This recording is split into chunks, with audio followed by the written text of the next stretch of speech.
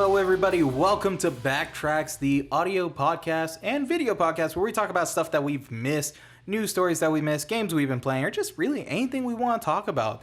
Things that may have happened or change our previous ideas, such as the Crash Team Racing Nitro-Fuel and their microtransactions for this episode.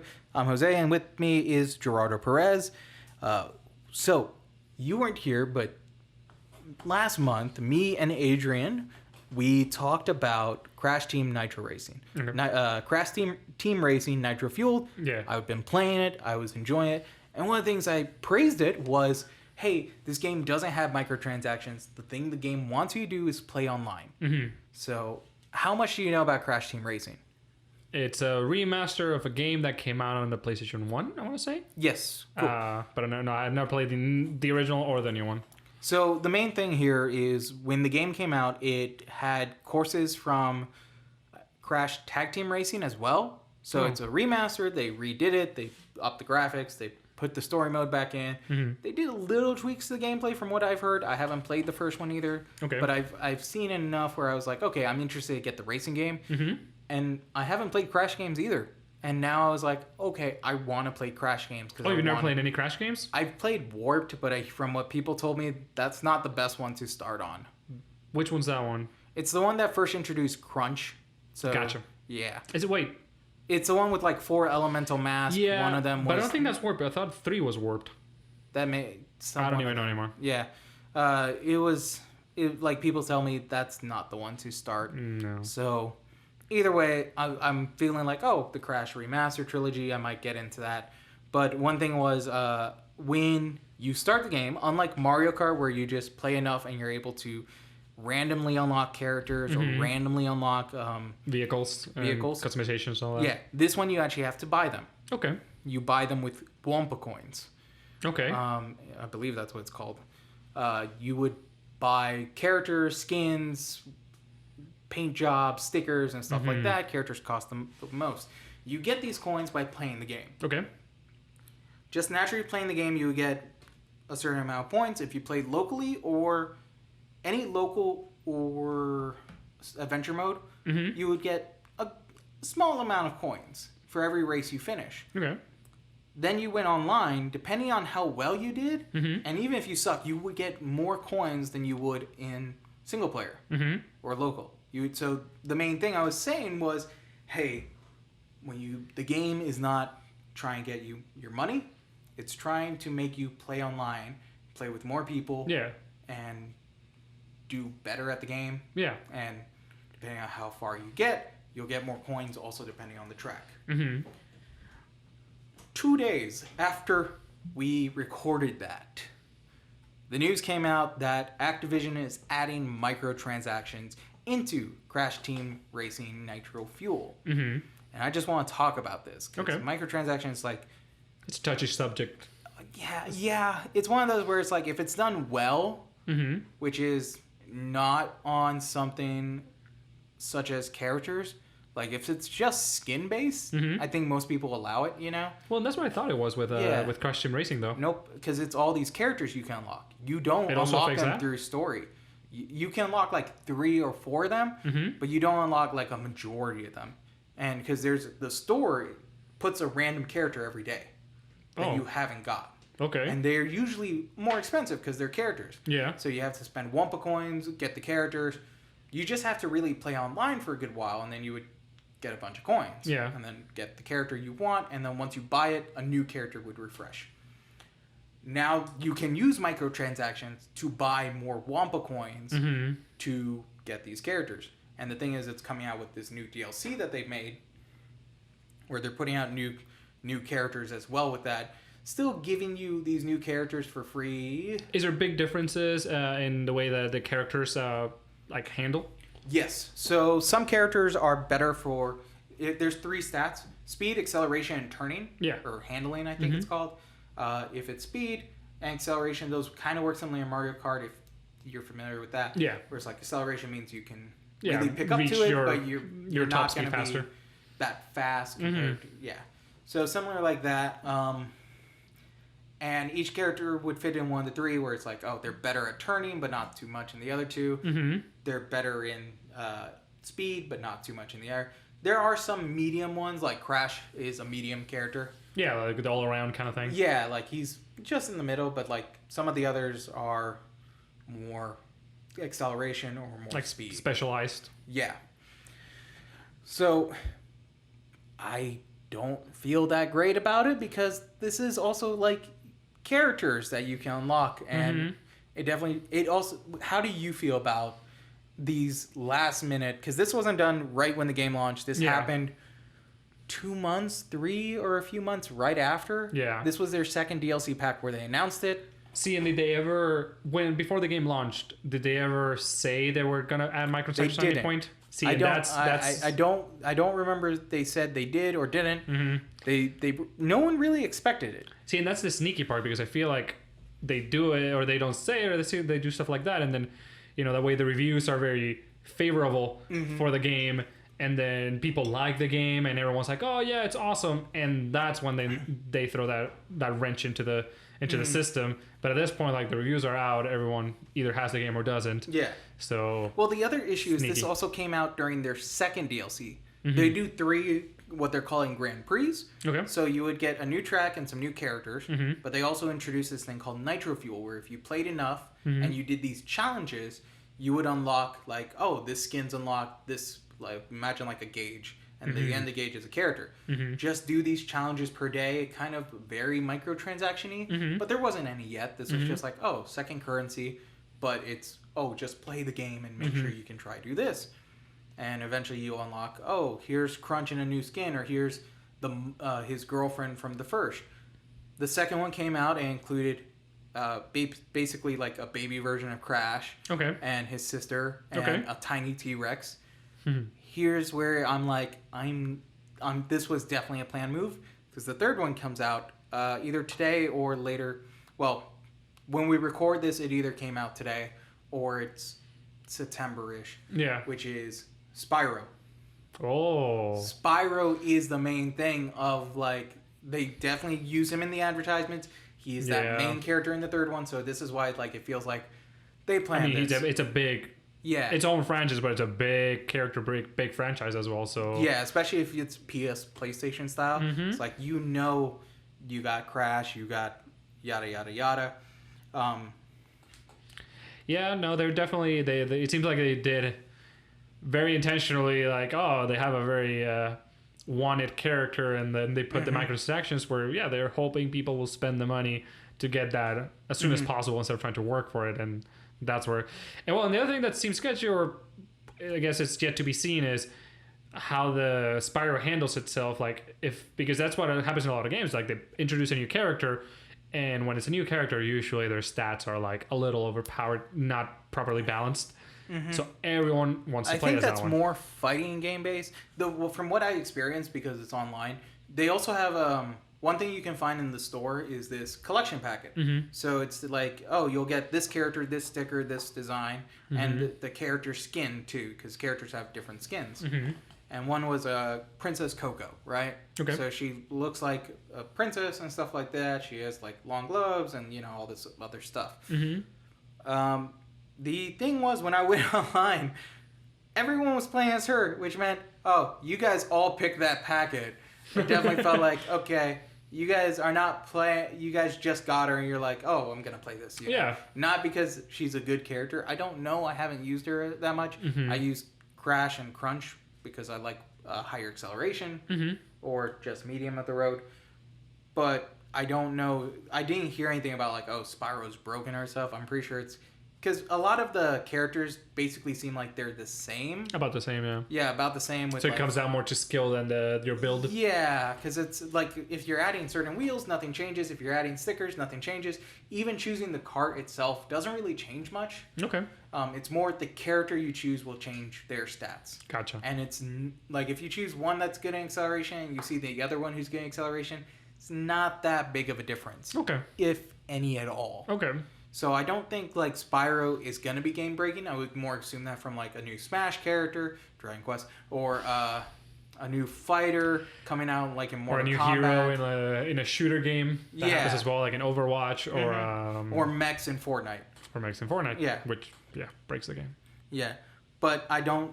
see that as game breaking. I see this one's definitely like a play of nostalgia. Like, hey, we have Spyro in this Crash game now. Mm-hmm. That's in a cart with his little dragon hands driving it. Adorable. Yeah, like right there, you want to see that. I'm looking up pictures of that because I got to see that now. So one thing you brought up was the reviews. Mm-hmm. Like they definitely released this after the reviews were good. Yep. See, and that happens. I've seen that happen a lot of times as well with. I think it's mostly Activision games too. Maybe, but I know there was another game that something similar happened where what was it? They send the review units like right before the game comes out or the day the game comes out, so that people don't have a chance to see the nonsense with the game. I remember that. It was like the Fallout 76, if I remember. Maybe, yeah. I think it might have been that one. And then there's other games where like what they'll do is like, oh, the online service is not up yet. Or one of the Bethesda games, for sure. But it's like, oh, the online service is not up yet, so the reviewers can only play the single player. It's like, oh, this is fine. And then when the game comes out, when the online features come out, and that's when people realize like, oh, this is broken. Well, here's my question. So I've seen this happen like to Polygon, which not the best example because they changed it 5 times with that Sim. You remember that one Sim City game that had like a lot of issues? Terrible, yes. Yeah, Polygon like changed the reviews 5 times for various reasons. But my question is, if we did review this game, which we didn't, we just talked about it. I'm not like a racing guy, so I can't say, oh, the turns feel excellent. Like I say, when you hear me talk about it, I'm having fun on my own expense. I don't. I'm like, the turning feels great. Yeah. Like some of it's a little iffy, but that's for me, and that pen's gone. But would you, if we did review it? Yeah. Would you, once these microtransactions came out, would you change the score? I would. You would. Because it's the state of the game as it is, and I feel like a review is kind of a guide for people that are maybe interested in the game, and as anyone that's maybe looking into buying the game later, even a parent, holiday season's coming out and they're like, oh, this might be a cute game for my kids, and maybe for some reason they do actually look at reviews. Yeah. If I was doing a review, I would want people to know, like, this is the state of the game right now. This is what you're buying into. Like, you're buying into a game that kind of incentivizes you to put more money into it for those kind of things. Especially for if it is a parent buying to a kid, it's that thing of like, make sure your account's not having a credit card on it, because it's super easy to do that, and stuff like that. And would you also amend the review if it was written, or if it was video, would you put something new out, or would it just be a score change? How far do you think you should go for this?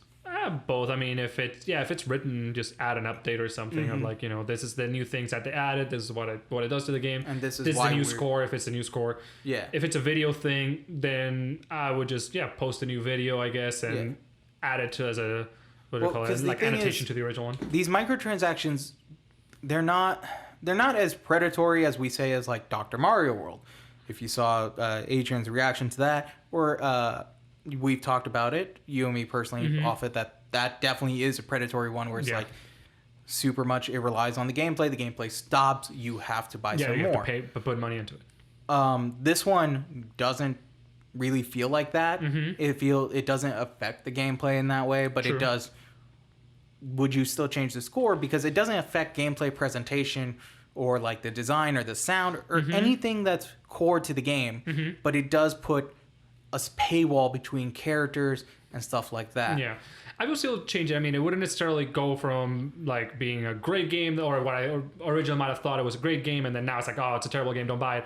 It wouldn't be that drastic, but it's still something that like, it's sneaky the way that they kind of did it, or, because they never even alluded to it. If they had at least at the beginning said like, by the way, at some point in the future that we're going to add some microtransactions, then at least people are like, okay. But the fact that they kept it very quiet and then added it, and it seems like they very strategically added to when they're putting really enticing content in there. It doesn't break the game, so people are still gonna have fun. But like I was saying, like for parents especially, like that kind of stuff, like you want them to know what you're buying into. Like kids might end up putting even more money into it, and there's already a whole issue with like microtransactions. I feel for me, if this was an article base, I would put like, oh, here's our new score, and still keep it like if I said, this is maybe. I'm trying to see like a fake score to give it. Yeah. Like 7, maybe 7.5, and I was to change the score, it'd probably be a 7.4, 7.5. Yeah, not really drop too much. Yeah, just to say, hey, one of our, especially for me, when I was like, hey, my main praise is like, yo, it doesn't include this. It wants you to play online. The online is solid. It didn't drop on me when I was playing or anything like that. So that's still all there. But that whole praise of it, I got to take it back now because of that. And so it's not too much of a difference, and I can't fault the game and the developers. This felt like an Activision move. It most likely was. I mean, you never know, but it, knowing the Activision's track record, it does seem like something they would do. So then my question is, because this is something I've heard, I haven't looked it up myself yet, that this has happened before with Activision. Okay. This is something they've done. But is this going to be the new thing that various companies will try due to pushback on microtransactions and loot boxes, like EA's Battlefront 2, where that got so hit, and everyone, like even Nintendo, when we see Dr. Mario World, that's one we're like, no, yeah, I heard bad stuff about that. And the new one that's coming out, Super Mario Kart Tour, whatever it's called, I hear that one, everyone's being like, because of it, but there's so much pushback on microtransaction and loot box. Are they going to do this now where it's like the reviews have come out, we're going to put in these now, that way the score's not changed? Honestly, and like I feel like they might, like that this might be the new strategy that a lot of especially bigger companies are going to start trying to pull, but you would hope that reviewers would fight it back by updating the reviews and stuff, and that's going to teach developers like, oh, okay, I can't just throw things later on to avoid the reviews. It's going to happen. Because then what's the difference between, like, would you change a score from a game that just got updates, like No Man's Sky or Sea of Thieves? When we hear, that these games, when they first came out, were very lukewarm. Yeah. Lukewarm's are terrible. But now I hear people say No Man's Sky is good. It's legit. Really good, it's really good. Or Sea of Thieves, it's better than what it was because of all these updates and DLC and stuff like that. Would you... I feel like it's worth updating reviews for things, especially for when it's big changes like that, especially like No Man's Sky. That's a good example because when it came out, like it barely had any features. And I feel like the biggest problem that No Man's Sky had when it launched was more of all the promises that they had and how it didn't like accomplish any of them. But now it's actually there, and I haven't played it, but my understanding is like they've even gone beyond what they originally promised and adding even more things. So I feel like, people deserve to know, like, oh, this is actually a really cool game now. So reviews should be updated as games get updated because it's the nature. Like it didn't used to be that way because games were just sold. That's the game. That's what it is, and that's it. Here's GoldenEye. You're not getting any difference. Correct. We're not fixing Odd Job. Correct. But in today's day and age where everything is online, all this, and games keep getting updated and rebalanced and repatched, I do feel like big changes like this should be talked about. Obviously, small tweaks like the balancing of the game, like one character getting nerfed or buffed, people can talk about it, but it shouldn't really affect the overall review or score of a game. But if you're talking like big changes like No Man's Sky, which added like a ton of new features, Sea of Thieves, I don't know as much of. I know that it's supposed to be better now, but I don't know how it was or how it is now. Even I haven't played it.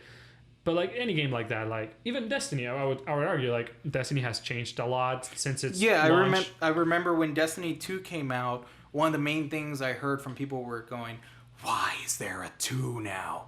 Destiny 1 just got good," kind of thing, And now Destiny 2, from what I hear, and it's all from Adrian, and you know how much he fanboys about it. Just maybe a little biased. Yeah, where it's like, okay, it's good, but that's something that, it's because the other thing is, I don't think Destiny might get as far as No Man's Sky, because as No Man's Sky is like all these free updates. Yeah. Destiny, from what I hear, is because they introduce all these DLC that you do have to pay for, but they also did do quite a bit of tweaks. Yeah. So it's one of those like, okay, how much did the DLC affect the game, and then how much did the minor tweaks affect the game? And try and figure that out. And to a good point where it's like, how many updates would you say, like DLC-wise, would you be like, okay, we're not going to do a review of this until a collection, because there's the new Spider-Man game coming out where it's Spider-Man, the Game of the Year edition. Yeah, which is just all the DLC in it. Yeah, like when the Game of the Year edition, would you go back and then review it? Like how much would you say, okay, wait, I'm going to hold off in case of a Game of the Year, because there's just way too many, or just keep doing, or I'm gonna just keep changing the score over and over again? Well, yeah, it's a tricky question. I guess it depends. At that point, it's up to any reviewer, how drastic they feel the game has changed with this one update. I feel like if it's a small DLC, like in the case of Spider-Man, every time they added a new DLC, you could just make a small review about the DLC, not as much of the game. It's changing the review of the game itself. Because also you got to think about that. For something like Spider-Man, it is DLC. So if you're talking about the base game, what someone's buying, the base game is still the same. Yeah. So the original review still stands. That's what they're buying. Now the DLC, that's extra stuff. Now, if there's a Game of the Year edition that now comes with all the DLC, then you could update the review or make a new short review about it's all the first one was, but now it has a DLC, and this is what I have to say about the DLC. Something like Destiny. The thing with Destiny is like every DLC, yes, it's a DLC that you have to pay for, and it comes with a bunch of new content and stuff, but still the base of the game, or the fundamentals of the game, it keeps getting rebalanced, and that affects everyone. No matter if you bought the DLC or you didn't, you're still getting hit by whatever the rebalancing is. So I feel like it would justify maybe getting some update review, because it does change it for everyone, regardless if you buy the DLC or not. Yeah, I agree there. One last question before we have to end for this episode, which is, we keep bringing up the reviewers and them changing their score and all this. Is the reviewers the main line of defense, like video game reviewers, for something like this when a company pushes? Because it feels like, because it's one of those things where a lot of people don't just get their content from reviewers. There's Let's Players and all these other stuff. True. But you can't ask Let's Players, hey, go back and change your Let's Play. That is true, yeah. Or streamers, hey, go back in time and restream and be like, oh, this sucks. What should be done? It feels like the end game is, hey, consumers do not like this and should not purchase this, especially if it's one of these like, wow, that's a really bad move. We're dipping out. Like, I haven't played the game since, because I'm like, I really don't want to see how much of a change it is, or if, like, how much they're gonna pop up that thing of like, hey, buy this, you know, spend more money. Yeah, but are the reviewers the first line? Are who should we be really saying? Should we be saying to Activision, yo, you want money, we understand that, but you have to make it clear these are going to be microtransactions. Yeah, that feels like the goal, but that's what we're going for. But who do we have to talk to say to everyone? Honestly, I feel like we just got to talk to the consumers. I mean, as a channel, we can talk to them, tell them what we're seeing, what we think about it. Idea, because I mean, Activision is not going to do anything other than as long as they're making money, and that's what they care. And I mean, it's a company, like, you can't fully fault them for it. Obviously, they're trying to make money. That's kind of like what we're all trying to do. So I can't fully fault them. It's not a cool way, the way they're doing it, and they could try to approach it in a better way, like a lot of other developers have, especially indie developers, and then even things like CD Projekt Red, where like they have a very positive approach towards their DLC and their microtransactions and stuff. But yeah, I don't know. I mean, it's the way things are going, sadly, with that and loot boxes, and we just gotta kind of deal with it and try to inform the people as best as we can. Well, that's it for Backtracks. Thank you guys, everybody, for watching or listening on the audio version.